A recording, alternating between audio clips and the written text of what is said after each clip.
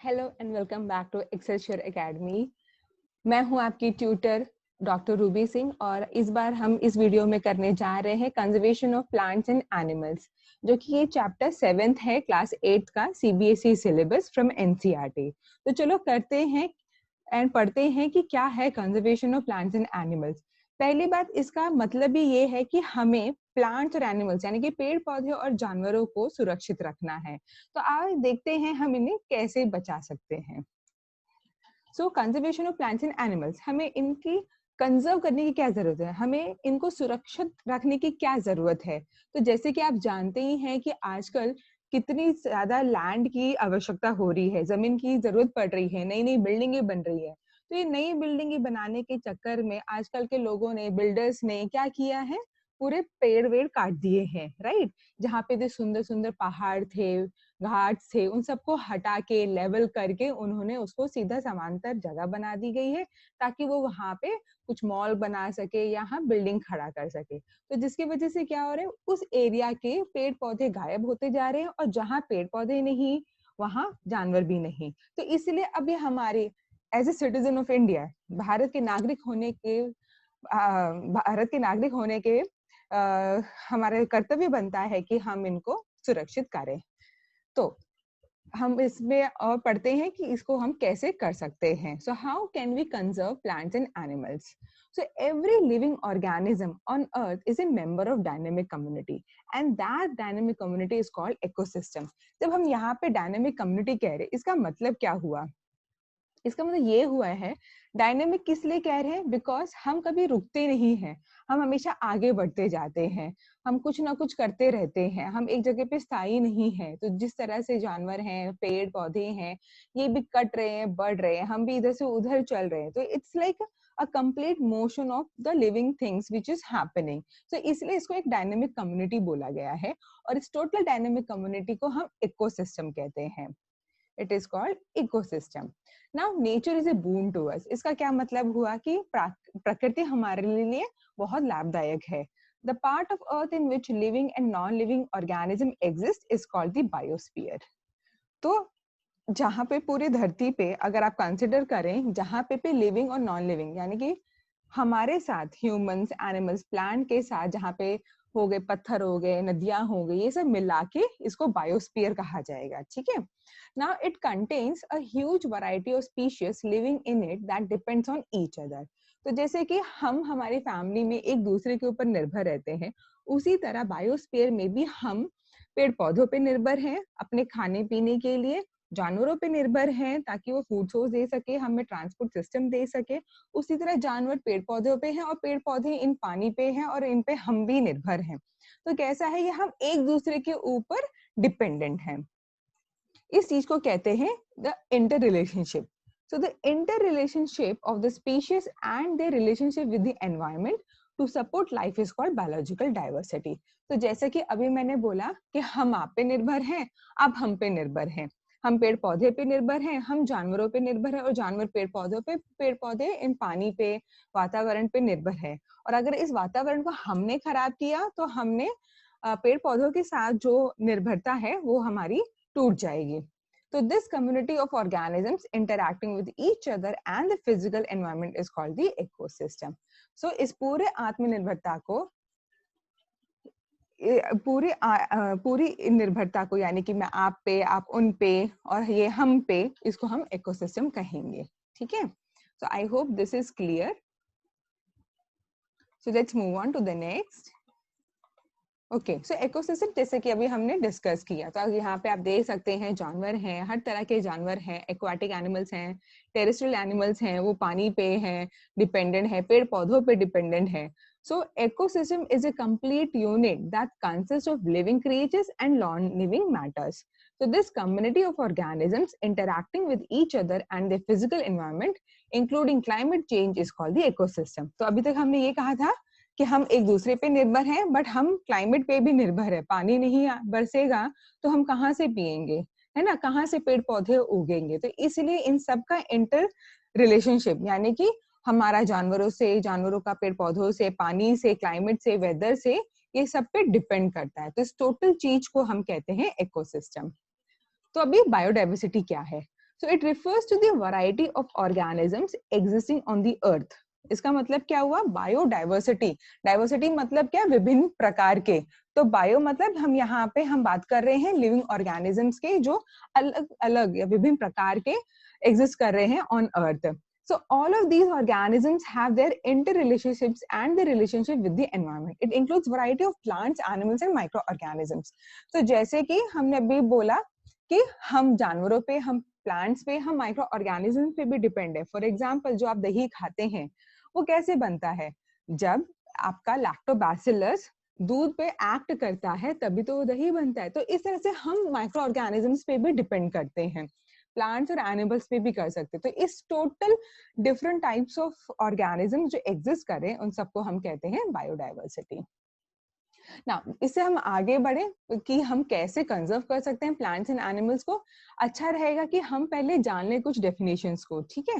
For example national parks, wildlife sanctuaries and biosphere reserve. तो बहुत important हो जाएगा अगर हम इनको अच्छे से समझ लें. तो आओ सीखते हैं क्या है ये सब. सो नेशनल पार्क, हम एज ए किड जब हम स्कूल में रहते हैं तो हम बहुत सारे पार्क एंड घूमने फिरने के लिए जाते हैं. पिकनिक के लिए स्कूल की तरफ से ले जाया जाता है. तो वो हमें कहाँ ले जाते हैं? मेनली नेशनल पार्क में ले जाया जाता है ताकि आप वहाँ पे सीख सकें कि किस तरह के जानवर, किस तरह के पेड़ पौधे, उनको किस तरह से रखा जाता है. सो नेशनल पार्क क्या होता है? It is a large area of land which is protected by the government because of its natural beauty, plants and animals, and which the public can usually visit. तो ये कैसे parks होते हैं जहाँ पे आप देख सकते हैं कि विभिन्न प्रकार के plants and trees are there, different types of animals are there. वो अपने अपने प्रोटेक्टेड एरिया में रहते हैं और आप उनको दूर से देख सकते हैं. आप कई बार गए होंगे नेशनल पार्क्स में, जू में गए होंगे, आप दूर से देखते हैं, राइट. कभी कभी आप उनको खाना फेंकते हैं. तो ये सब रहता है national parks. Now what is wildlife सैंचुरीज?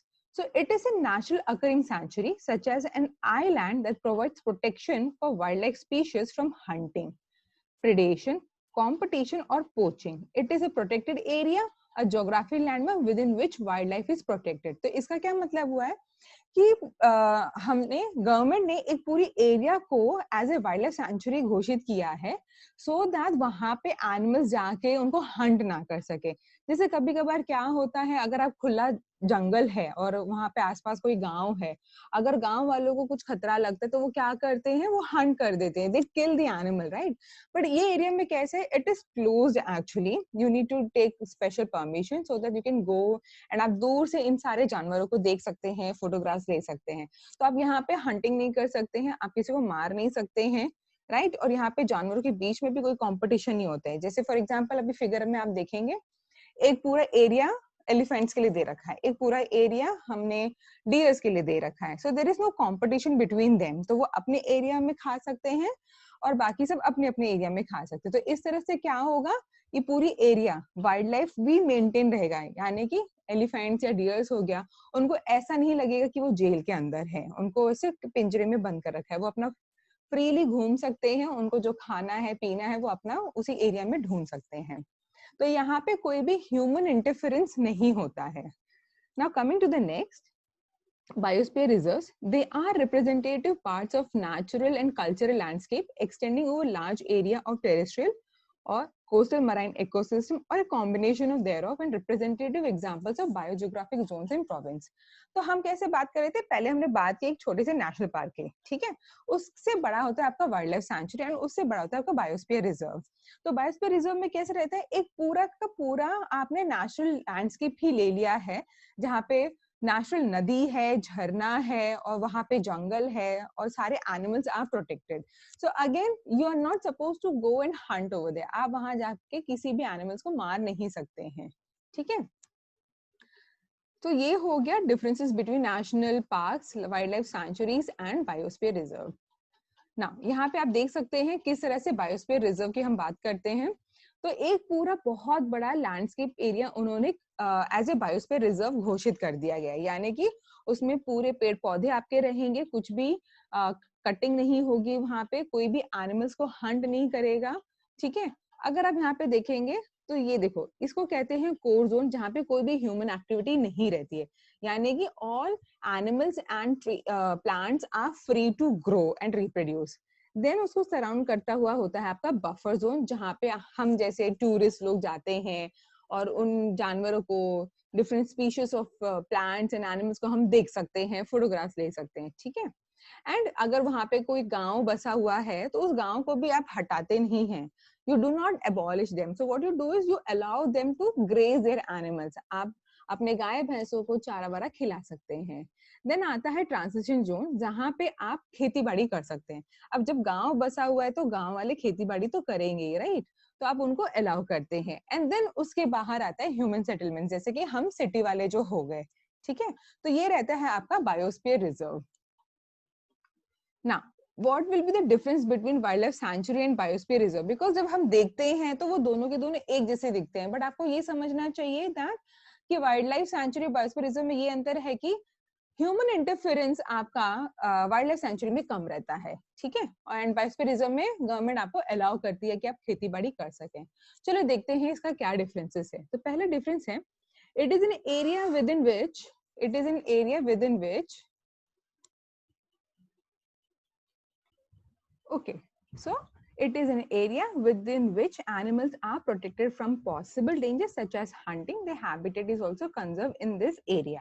तो जैसे कि हमने पहले बोला, यहाँ पे human activities allowed नहीं है। फिर बायोस्फीयर रिजर्व में it is a large protected area constructed for the conservation of biodiversity. So it's like government approved area जहाँ पे आप पूरे habitat of animals and plants will be conserved. आप बिल्कुल भी उनको disturb नहीं कर सकते हैं। Then it provides protection and suitable living conditions to wild animals. Then, in the case of biosphere reserve, it helps in the conservation of various life forms, plants, animals, and microorganisms, so everything. So, Panchmari Sanctuary is a wildlife sanctuary, whereas Panchmari Biosphere Reserve is a popular biosphere reserve. So, कैसे रहता है कि biosphere reserve के अंदर ही आपको wildlife sanctuary भी मिल सकती है, ठीक है? Now, what is the purpose of making national parks, wildlife sanctuaries and biosphere reserves? तो जैसे कि हमने स्टार्टिंग ऑफ द वीडियो में ही बोला गया था कि इनकी हमें क्या जरूरत है, क्यों जरूरत नहीं है। हमारे ह्यूमन इंटरफेरेंस की वजह से, हमारे लालच ने, हमारे इस तरह के व्यवहार ने हमें मजबूर कर दिया कि आज हम इस स्टेज पे हैं कि हमें इन सबको कंजर्व करना ही है, हमें इनको बचाना ही है, नहीं तो क्या होगा, आगे आने वाली जो पीढ़ी है उनके लिए बहुत मुसीबत हो जाएगी, उनके लिए ना जमीन बचेगी, ना पानी बचेगा, ना खाना बचेगा। सो it is our responsibility, our duty now to help and conserve the plants and animals. So let's see the answer also. The purpose of making national parks, wildlife sanctuaries and biosphere reserve is to conserve and protect the whole ecosystem from exploitation and to protect the ecosystem. We need to conserve its biodiversity at all levels. That means both in its natural environment like forest and artificial created environments like by humans like zoos. ठीक है, तो अभी तक हमने ये बोला था कि हम बिल्डिंग्स बना रहे हैं, ये बना रहे हैं। अब ये भी तो देखिए, जैसे जैसे ह्यूमन पॉपुलेशन बढ़ रहा है वैसे वैसे ह्यूमन नीड्स बढ़ रहे हैं, जिसके लिए इंडस्ट्रीज बहुत सारे एस्टेब्लिश हो गए। और इंडस्ट्रीज आप किसी सिटी के अंदर नहीं बनाते, अब दूर बनाते हैं, जंगलों की तरफ बनाते हैं, राइट। तो वो क्या होता है, because we need more space, आप बहुत सारे पेड़ काट देते हैं। वहां पे जो नदियां रहती है वहां की वो पोल्यूटेड हो जाती है, दूषित हो जाती है, क्योंकि इंडस्ट्रियल वेस्ट वहां पे फेंक दिया जाता है। तो इन सब की वजह से पूरा वातावरण आपका बिगड़ रहा है। इसलिए आज बहुत, इसलिए लेट ना हो जाए, इसलिए हमारे रिस्पॉन्सिबिलिटी बनती है कि हम उनको कंजर्व करें। Now the loss. सो अभी जैसे कि मैंने बोला कि because of all this activity there is loss in the biodiversity and it has become a serious problem. So the loss of biodiversity is mainly due to sudden, unplanned and disorganized change in environment. In the ecosystem, the interaction between the living and non-living is very important. अगर आप कल को कह दो कि हाँ मुझे इस एरिया में पेड़ पौधों की जरूरत नहीं है, वो आज आपको लग रहा है सॉरी, तो आज आपको लग रहा है कि हमें इन पेड़ पौधों की जरूरत नहीं है क्योंकि और भी है, ऐसा नहीं है। अगर हर इंसान ऐसे ही सोचेगा कि हाँ मुझे इनकी जरूरत नहीं है, हर इंसान पेड़ काटने लग जाएगा, तो कल को पेड़ ही नहीं रहेंगे, हमें ऑक्सीजन कौन देगा, करेक्ट। तो इसलिए ये मेंटालिटी हमें चेंज करनी है। Now what is the first reason of biodiversity loss? तो जैसे कि अभी हमने बोला था, ये सारे पेड़ जो हम अनप्लान तरीके से काट दे रहे हैं, जिसको डिफॉरेस्टेशन कहते हैं, ये हमें रोकना होगा। So deforestation, it means clearing of forest and using that land for other purposes. trees in the forest are cut for some other purposes mentioned below. For example, आपको और जगह चाहिए खेती बाड़ी करने के लिए, आपको नए घर बनाने हैं, फैक्ट्रीज इंडस्ट्रीज बनाने हैं, या फिर आपको लकड़ी की जरूरत है ताकि आप घर पे चूल्हा जला सकें या फर्नीचर बना सकें। तो आपको पता ही है जैसे टीक हो गया, साल हो गया, ये सारे पेड़ बहुत महंगे जाते हैं क्योंकि इनसे बनाए हुए फर्नीचर, दरवाजे बहुत अच्छे चलते हैं, राइट। तो जिसकी वजह से क्या हो रहा है, काफी आपके बहुत अच्छे रेन फॉरेस्ट आपके डिफॉरेस्टेशन में जा रहे हैं। नाउ कॉजेस ऑफ डिफॉरेस्टेशन, एक होता है फॉरेस्ट फायर्स और एक होता है सीवियर ड्रॉट्स, राइट। अब जैसे जैसे डिफॉरेस्टेशन करेंगे, जैसे जैसे आप पेड़ काटना शुरू करेंगे तो क्या होगा, आपकी धरती बंजर भी होती जाएगी, राइट। वो अभी हम पढ़ेंगे कैसे। तो ये एक फॉरेस्ट फायर्स भी रहता है, जैसे कि आपको मालूम है अभी हमने देखा कि ऑस्ट्रेलियन फायर हुआ था, ऑस्ट्रेलियन बुश फायर हुआ था, वहां पे इतनी गर्मी बढ़ गई थी कि पूरे जंगल ने आग पकड़ ली थी, पूरा का पूरा जंगल आपका जल के राख हो गया। तो अब ये सोचो उस टाइम पेड़ पौधों के साथ उन जानवरों को क्या हुआ होगा, right. In the same way in India also the regions of Uttarakhand for example like Almora, उसमें भी वहां पे आग लग गई थी। तो ये बहुत बड़ा नुकसान हो जाता है ऐसे में ना। क्या होगा अगर हम डिफॉरेस्टेशन कंटिन्यू करते रहेंगे, so it will finally increase in the temperature, pollution level on the earth will increase, it will also increase the level of carbon dioxide. Obvious सी बात है ना, जब आपने पेड़ ही काट दिए हैं, और पेड़ तो कार्बन डाइऑक्साइड यूज करते हैं फोटोसिंथेसिस के लिए, जब पेड़ ही नहीं रहेंगे तो कार्बन डाइऑक्साइड भी आपका बढ़ता रहेगा। It will lower the groundwater level, there will be decrease in rainfall and the fertility of the soil will be lost. तो अब ये देख लीजिए at the end of this what will happen, हमारे पास कल्टीवेशन के लिए कुछ भी नहीं बचेगा क्योंकि धरती में फर्टिलिटी ही नहीं रहेगी, क्रॉप्स अच्छे होंगे ही नहीं, और इस बढ़ती महंगाई में आपके लिए और डिफिकल्ट हो जाएगा। So it's become very difficult to then survive on this planet. So there are other things also. For example, the loss of species. जब जंगल ही नहीं रहेगा तो जंगल के जानवर कहाँ से रह पाएंगे? So as already discussed, soil erosion. Finally, humans and animals will also be start getting disappearing. Now it also affects the water, oxygen, carbon cycles. जब पेड़ ही नहीं है तो आपका water cycle affect हो जाता है. जब पेड़ और water cycle नहीं है तो आपका oxygen, carbon cycle. So overall, what you're doing is you're actually killing your land. You're killing your mother earth, right?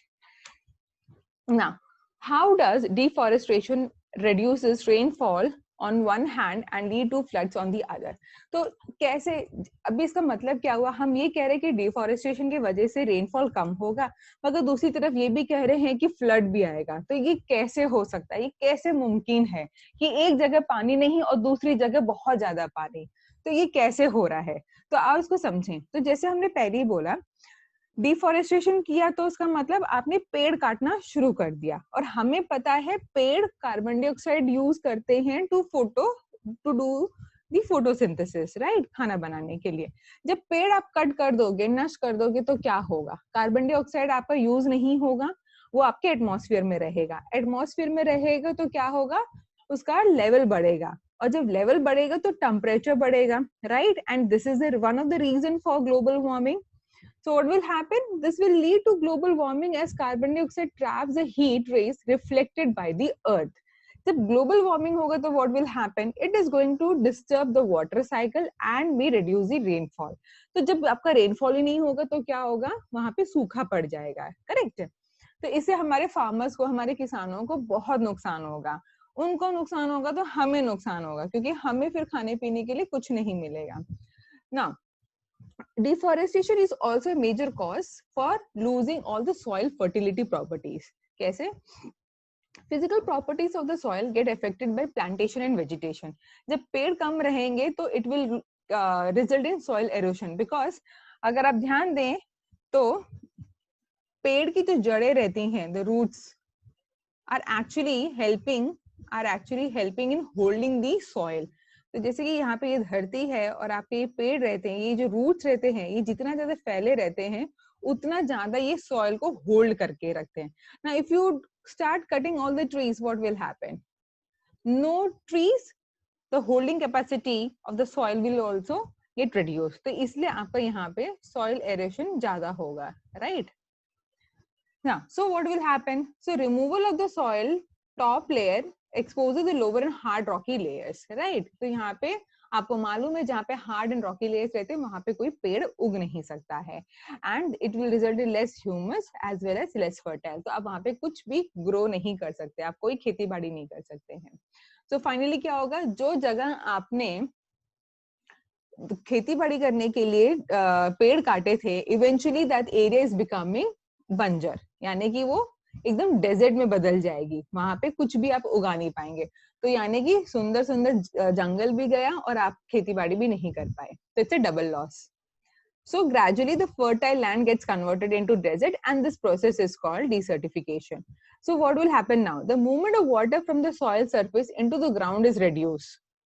ठीक है, अभी कैसे होता है, जब आपके पास बहुत अच्छी धरती है, what happens, जब बारिश होती है तो पानी आपका अंदर सोख कर जाता है एंड वो ग्राउंड वाटर लेवल में चला जाता है।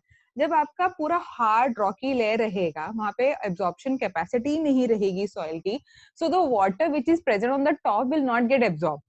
So what will happen? There will be a collection of water and finally it will result into the flood. So इस तरह से डिफॉरेस्टेशन करने की वजह से एक तो होगा आपका रिड्यूस रेनफॉल, दूसरा अच्छे खासे जंगल को आपने डेजर्ट बना दिया है because of the loss in the soil fertility, and तीसरा आपका फ्लड एरिया इफेक्ट हो जाता है। तो ऐसा नहीं है कि जहां आपने यहाँ पेड़ काटा है तो यहाँ पे रेनफॉल कम होगा या यहाँ फ्लड आएगा, it actually it's like a circle. आपने यहाँ कुछ गड़बड़ की है तो वहां पे आपको उसका भुगतान करना पड़ेगा। So this is interesting to understand like how the nature is also playing its role. So when you disturb the nature's balance, the nature is trying to balance itself by using all these methods.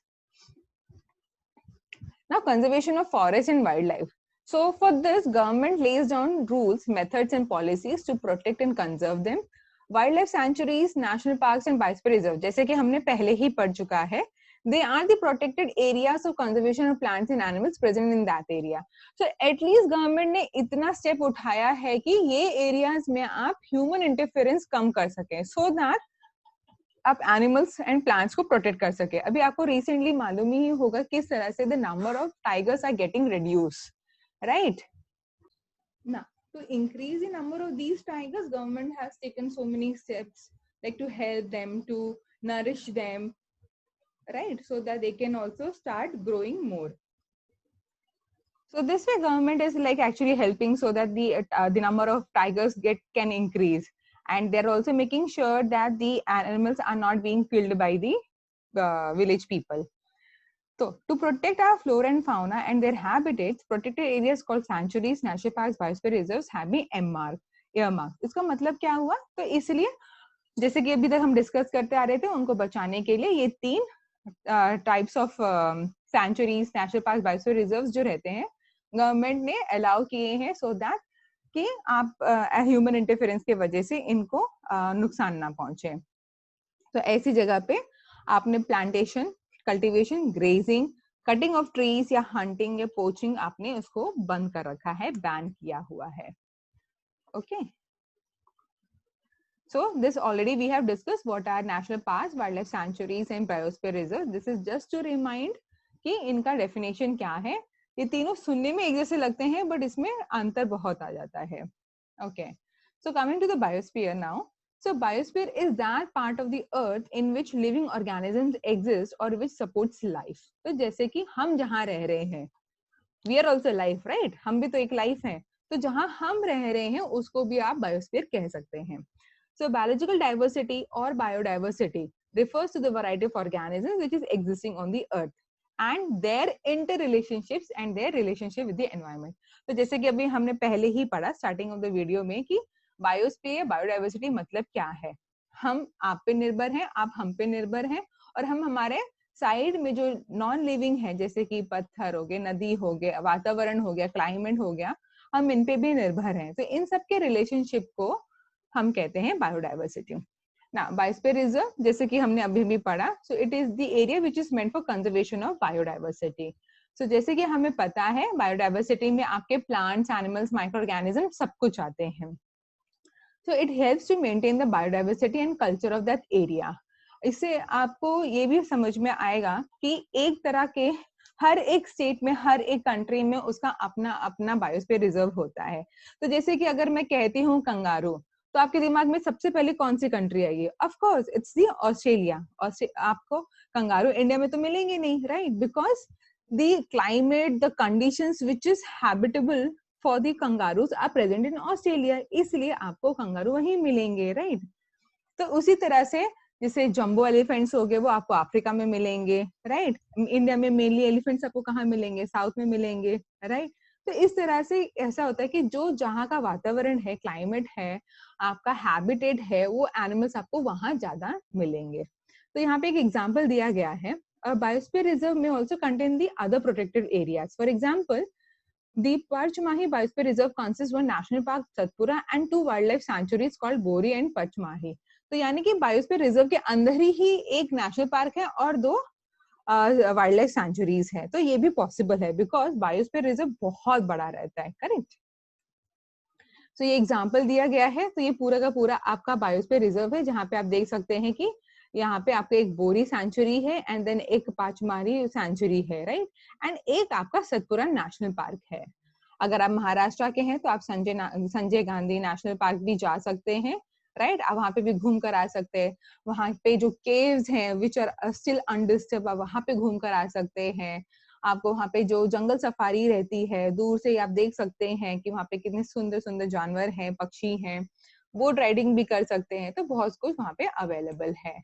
तो आज के लिए सिर्फ इतना ही। I hope आपको ये video अच्छा लगा। तो please thank you for watching.